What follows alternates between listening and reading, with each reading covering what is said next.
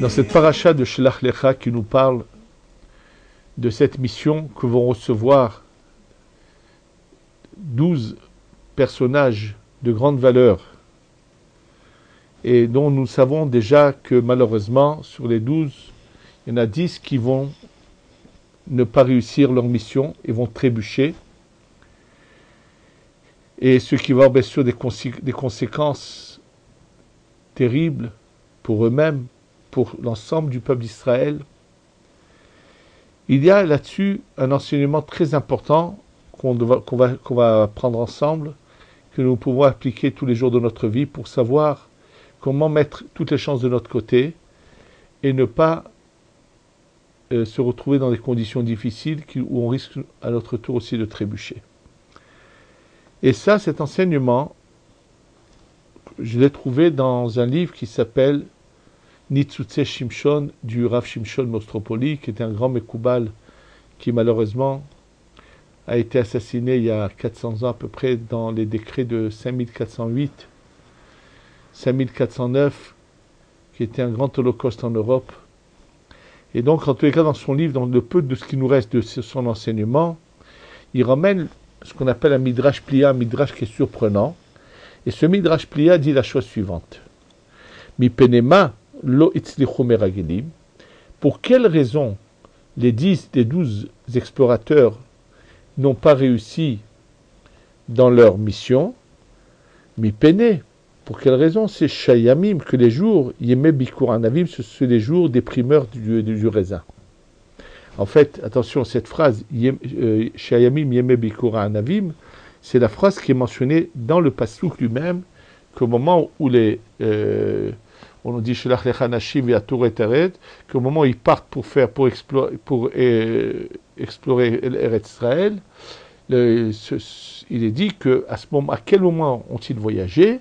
Au moment de c'est le début de la saison du raisin.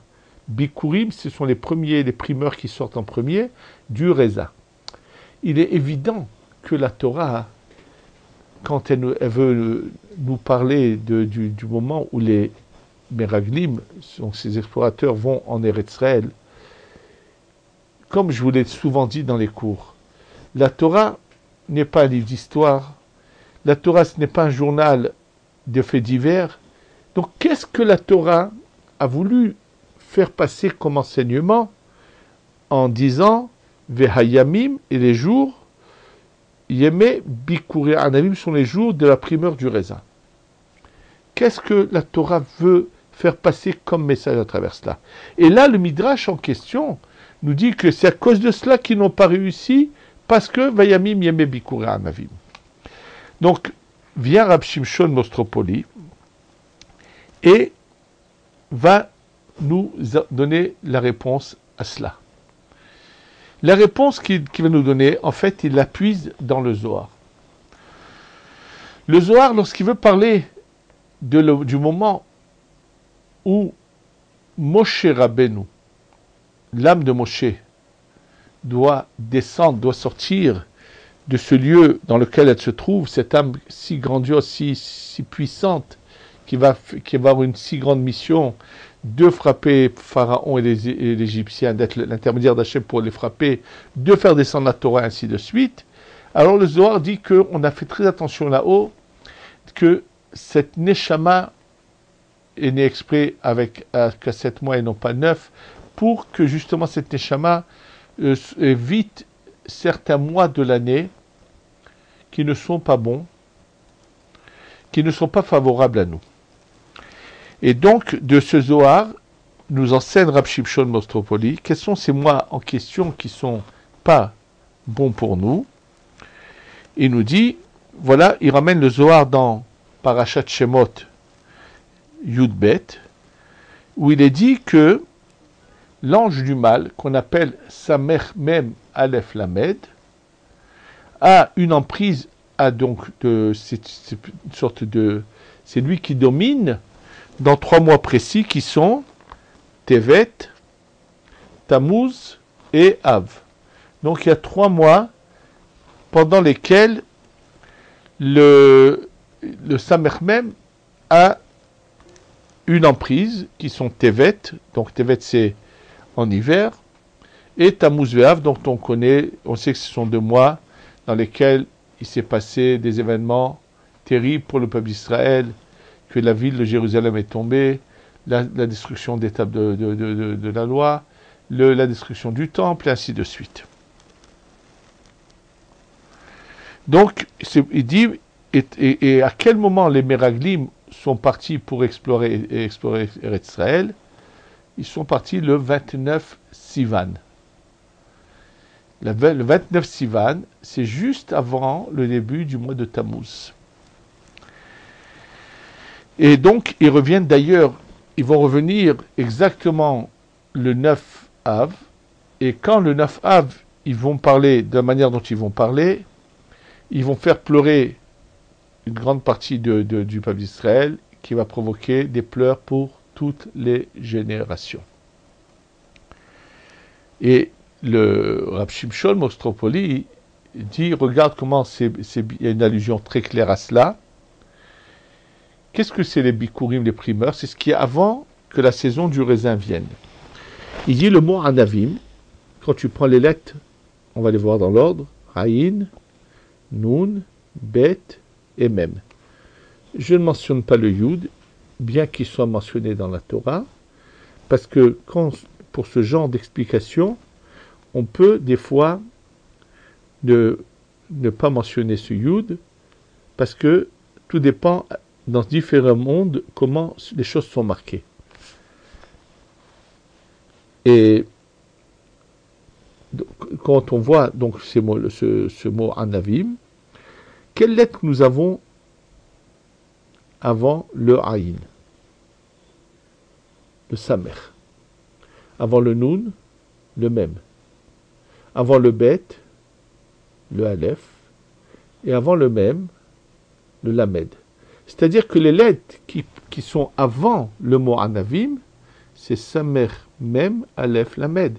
C'est le nom, les lettres du nom de l'ange qui est l'ange du mal, qui a une domination.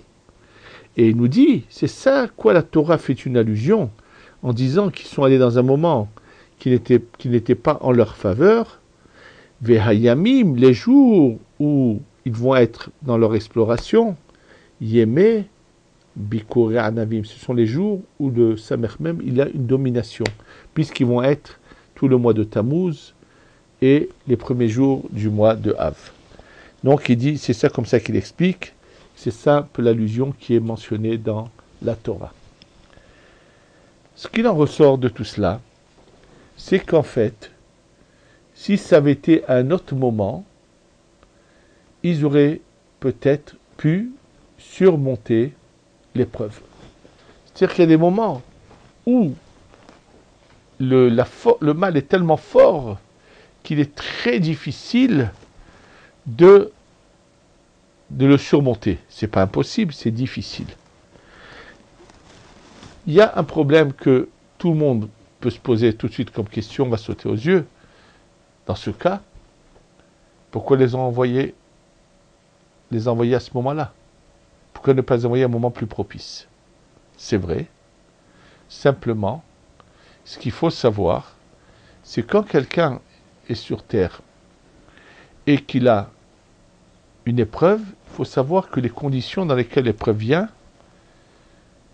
c'est défini par rapport à une vie antérieure où déjà ce problème a été soulevé et on lui donne une chance que de réussir à revenir et à réussir à surmonter le problème.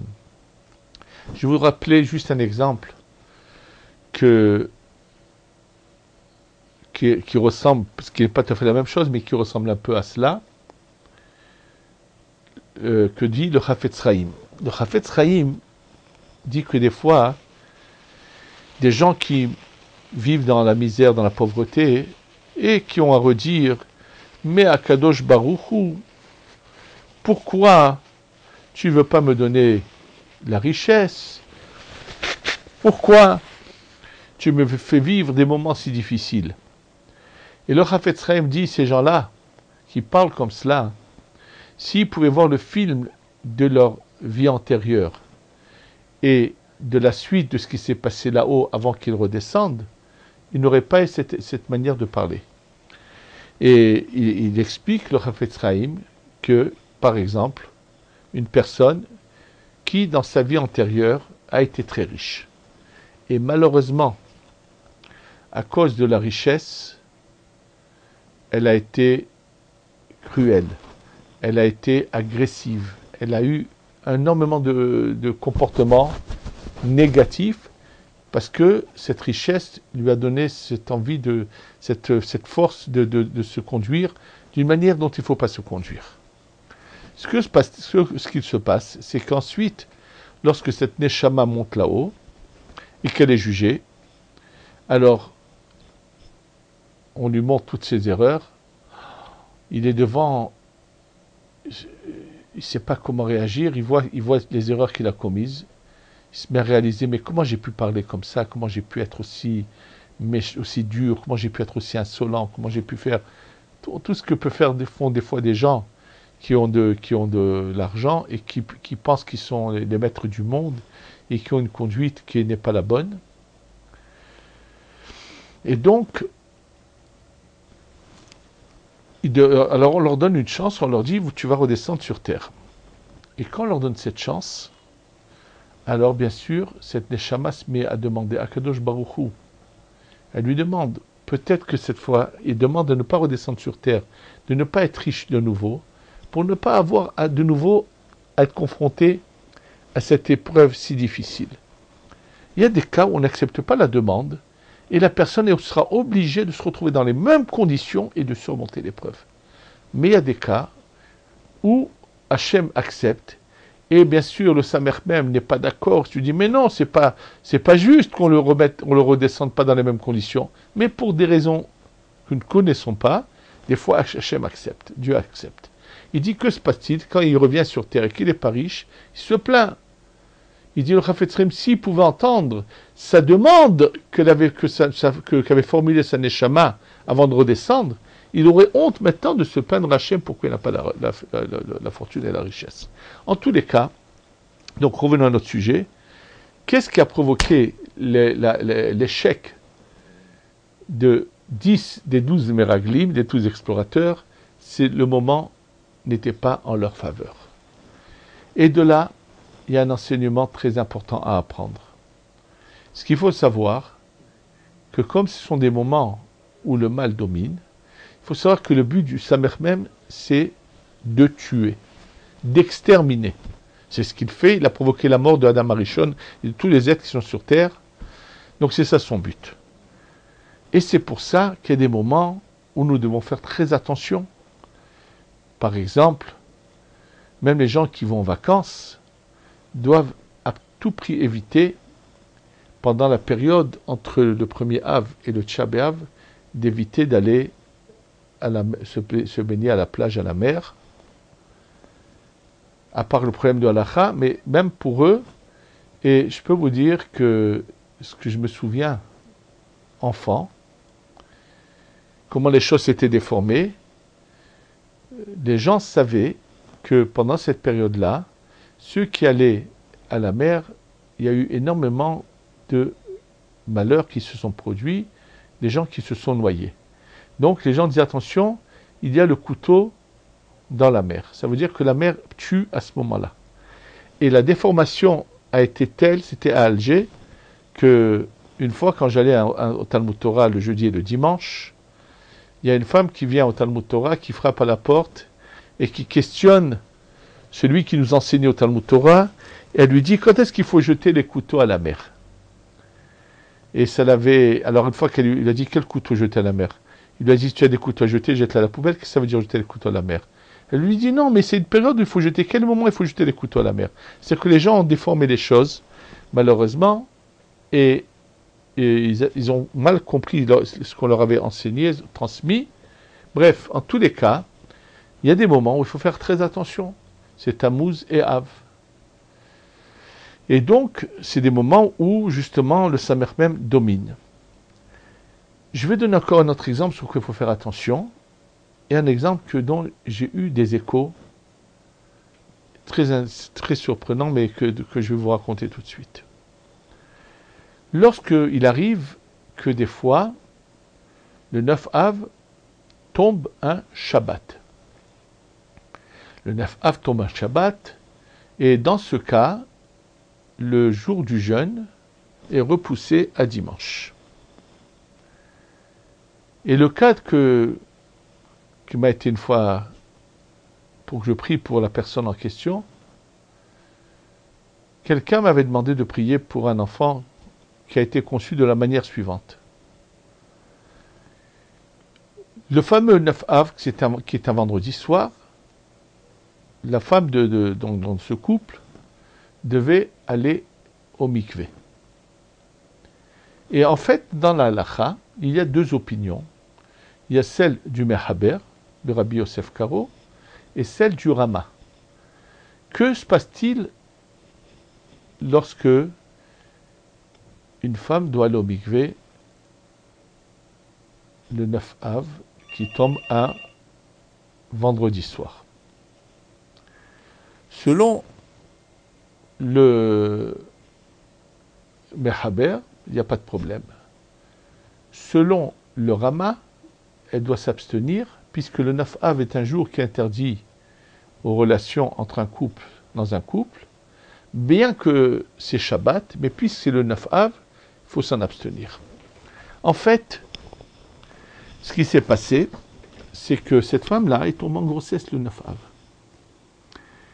Malheureusement, l'enfant qui est né ensuite a été confronté à énormément de problèmes. C'est pour ça que on m'a demandé qu'il fallait que je prie pour lui, pour cet enfant en question. Donc c'est pour ça que je vous en parle. C'est-à-dire qu'il y a des moments où il faut éviter certaines choses. Un autre cas que beaucoup de gens ne connaissent pas et ne savent pas. Des gens qui veulent se marier. S'ils veulent mettre tous les atouts de leur côté, ils devraient respecter un enseignement qui est marqué dans le Shulchan Aruch par le Rama, qui dit il faut toujours essayer de fixer un mariage entre le 1er et le 15 du mois hébraïque, au moment où la lune va en grandissant. Étant donné que la femme est représentée par la lune, lorsque la lune va en diminuant, après le 15 du mois, ce n'est pas un bon signe pour la réussite de ce couple. Chose tellement simple, les gens cherchent des salles, cherchent des synagogues, et souvent, la grande majorité des gens ne connaissent pas cet enseignement du Rama du Shulchan Aruch, qui est de faire le choix entre le 1er et le 15 du mois hébraïque. C'est quelque chose qui peut avoir une influence pour toute la vie. Il faut donc faire attention. Lorsqu'on dit aux gens de ne pas prendre de risques, de ne pas faire de choses dangereuses, au moment où quelqu'un fait quelque chose de dangereux, c'est comme si qui donnait la possibilité à sa mère même, qui cherche constamment à mettre en application des mauvais décrets. Lorsque la personne se fait des choses dangereuses, elle lui donne l'opportunité, la possibilité d'agir et de faire que ces mauvais décrets qui étaient là-haut puissent descendre et être mis en application. Et donc, quand je reviens à ce qu'on avait dit, combien il faut faire attention pendant cette période de Tammuz et de Av. Bien sûr, Av, ça concerne essentiellement jusqu'au 9. À partir du 10, comme le dit le Ben Ishraï, bien qu'il y a une emprise apparemment du Samer même, mais à partir du 10, il y a de nouveau une force de lumière qui agit, qui va affaiblir le Samer même, et encore plus à partir du 15 Av, où déjà la lumière du mois de Elul va commencer à venir. Et bien au contraire, par contre, le mois de Elul est un mois de Rahamim, de miséricorde. Malheureusement, cette année, Rosh Hashanah tombe très tôt, donc le mois de Elul va être essentiellement au mois d'août, mais c'est un mois pendant lequel il va falloir au contraire s'adonner au slichot, à se rapprocher d'Hachem, pour se préparer à la nouvelle année. Et beaucoup de gens vont se retrouver en vacances, et donc loin de cette préparation à Rosh Hashanah, ce qui est vraiment dommage. Parce que, de la même manière qu'il faut éviter des choses dangereuses, des choses pas dangereuses, je veux dire, toutes sortes de choses, d'entreprendre certaines choses pendant certains mois de l'année, Tevet, Tammuz et au début de Av, il faut, pendant certains mois, comme le mois de Elul, au contraire, faire de tout pour accumuler un maximum d'atouts en sa faveur pour que l'année qui vienne soit bonne. Donc, on a parlé de ces moments-là, et je vous ai parlé également par rapport à fixer un mariage.